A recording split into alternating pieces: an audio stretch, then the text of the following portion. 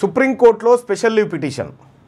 తెలంగాణ రాష్ట్ర ప్రభుత్వం స్థానిక సంస్థల ఎన్నికలపైన హైకోర్టు ఇచ్చినటువంటి అంశం ఏదైతే జీవో నెంబర్ 9 పైన స్టే ఇచ్చిందో దాన్ని స్టే వెకేట్ చేయించడానికి తెలంగాణ రాష్ట్ర ప్రభుత్వం సుప్రీంకోర్టులో స్పెషల్ లీవ్ పిటిషన్ వేయబోతుంది. ఈ స్పెషల్ లీవ్ పిటిషన్ని రాష్ట్ర ప్రభుత్వం వేస్తుంది, కాంగ్రెస్ పార్టీ ఇంప్లీడ్ అవుతూ ఉంది దాంట్లోకి.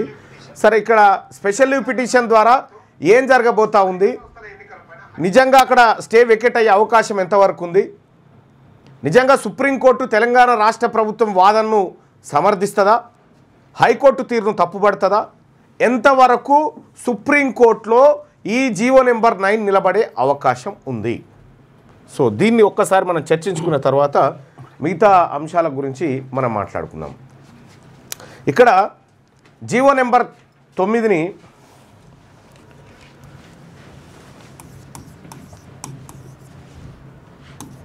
హైకోర్టు స్టే ఇచ్చింది. ఇప్పుడు నెక్స్ట్ ఆప్షన్ సుప్రీంకోర్టు.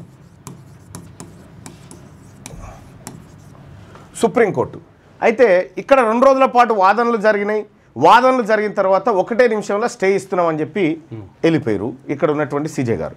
ఆ తర్వాత ఇప్పుడు సుప్రీంకోర్టుకు పోతే ఏం జరుగుతుంది, లోకల్ బాడీ ఎలక్షన్ ఉండయా, ఏం జరుగుతుంది, ఈ అంశం మనం అందరం క్లారిటీ రావాల్సినటువంటి అవసరం ఉంది.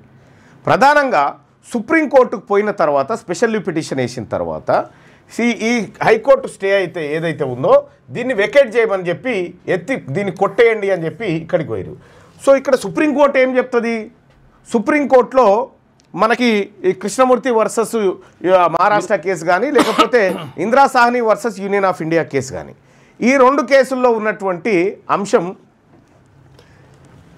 50% సీలింగ్ దాటొద్దు, రిజర్వేషన్ దాటొద్దు, 50% సీలింగ్ ఏదైతే ఉందో ఈ సీలింగ్ను దాటొద్దు అని చెప్పింది. అయితే సీలింగ్ను దాటొచ్చు, ఎప్పుడు దాటొచ్చు, ఇది చాలా కీలకమైంది. సీలింగ్ను దాటొచ్చు, ఎప్పుడు దాటొచ్చు, so dedicate commission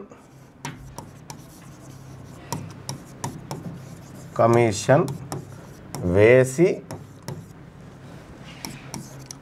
empirical data తీసి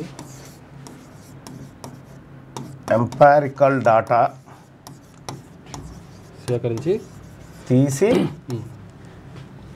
ప్రజల అభిప్రాయాలు సేకరించి అప్పుడు ఇక్కడ నివేదిక సమర్పిస్తే తెలంగాణ రాష్ట్రంలో బీసీలు అత్యంత వెనకబడిన వర్గాలుగా ఉన్నారు, వాళ్లకు అవకాశాలు చాలా తక్కువగా ఉన్నాయి, దానికి సహేతుకమైనటువంటి కారణాలు ఇవి అని చెప్పి ఇప్పుడు ఈ అంశం ద్వారా మనం కోర్టుకు పోతే కోర్టులో నిలబడుతుంది.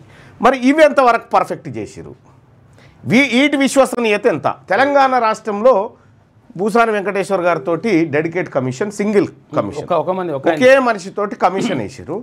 సో ఈ డెడికేట్ కమిషన్ రిపోర్ట్ గురించి ఎప్పుడైనా రేవంత్ రెడ్డి గారు చర్చ పెట్టిండా? లేదు, పెట్టలే. డెడికేట్ కమిషన్ తోటి చర్చ పెట్టాలి.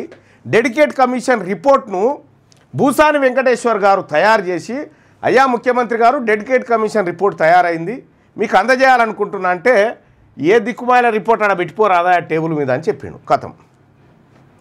ఇదే సుదర్శన్ రెడ్డి అనేటువంటి మాజీ జస్టిస్ని, రిటైర్డ్ జస్టిస్ ఎవరైతే ఉన్నారో ఆయనతోటి స్వతంత్ర కమిటీ, అది ఎందుకు పనికిరాని కమిటీ, 4 కూటానికి కూడా పనికిరాదు దాని రిపోర్టు, దాని కమిటీ రిపోర్ట్ను ఎంహెచ్ఆర్డీలో పోయి మీడియాను పిలిచి కమిటీ రిపోర్ట్ అందుకున్నాడు.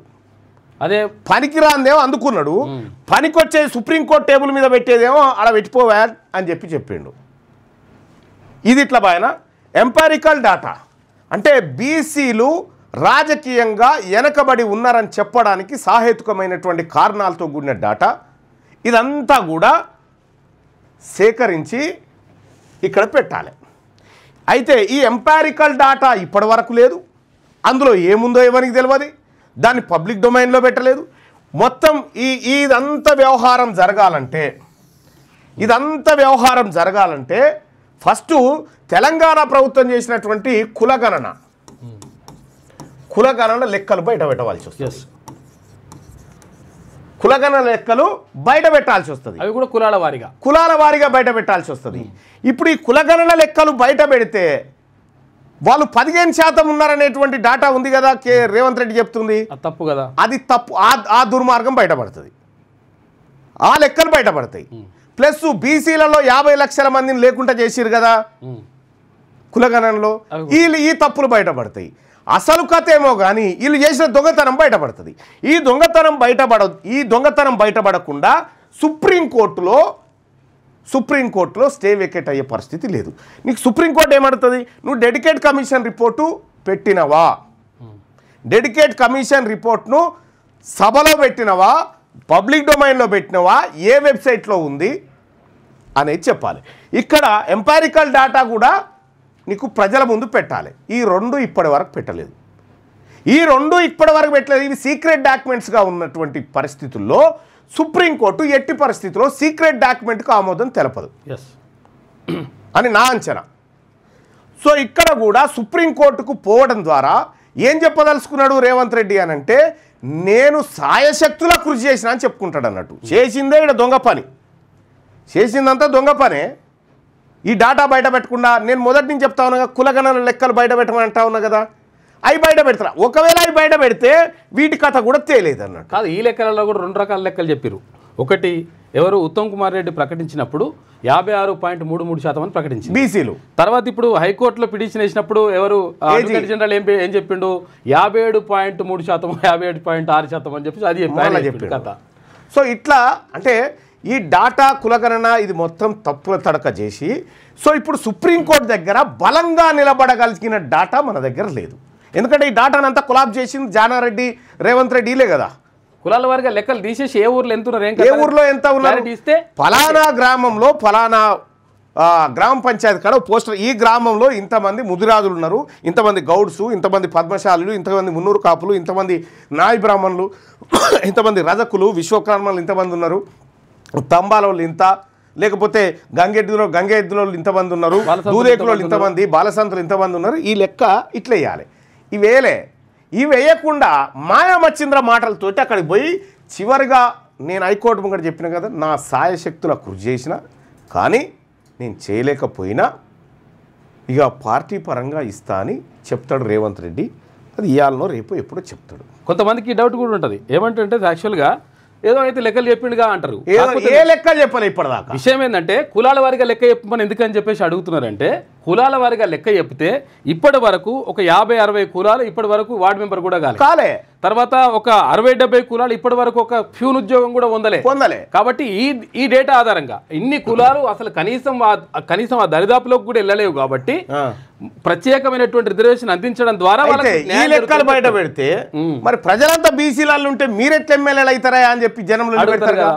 ఈ దొంగతనం బయటపడుతుందని వీళ్ళు దాసిరు అన్నట్టు. వీళ్ళ దొంగతనమే ఇప్పుడు వీళ్ళ మెడ మీద కత్తి కూర్చుంది. ఇప్పుడు 42% రిజర్వేషన్ ఇవ్వకుండా కాంగ్రెస్ పార్టీ ప్రభుత్వం లోకల్ బాడీ ఎన్నికలకు వచ్చే పరిస్థితి లేదు. ఎందుకంటే జనం ఊకునే పరిస్థితి లేదు.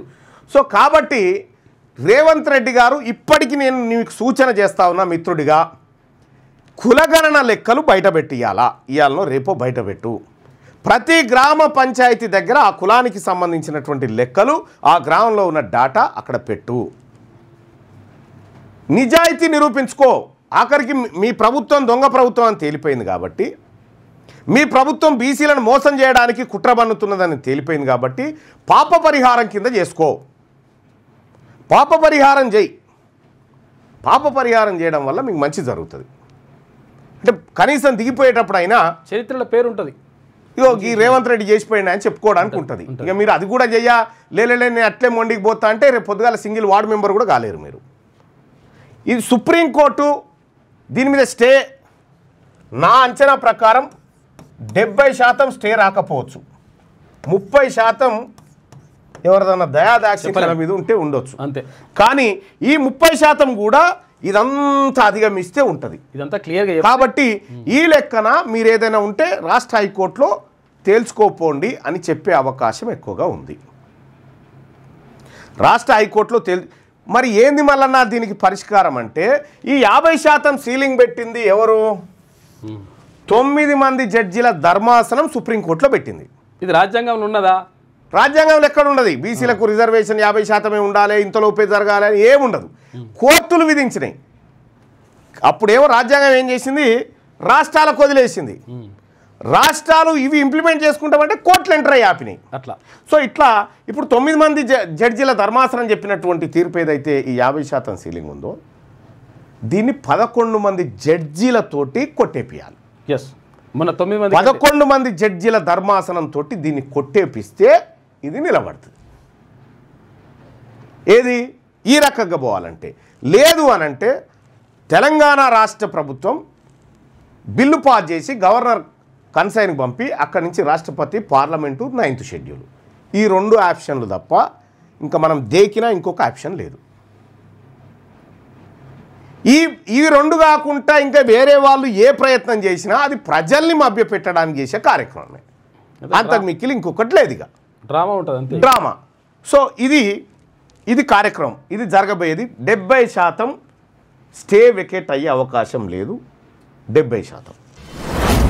మీ వ్యాపారం అభివృద్ధి కావాలని కోరుకుంటున్నారా? అయితే వెంటనే క్యూనస్ని సంప్రదించండి.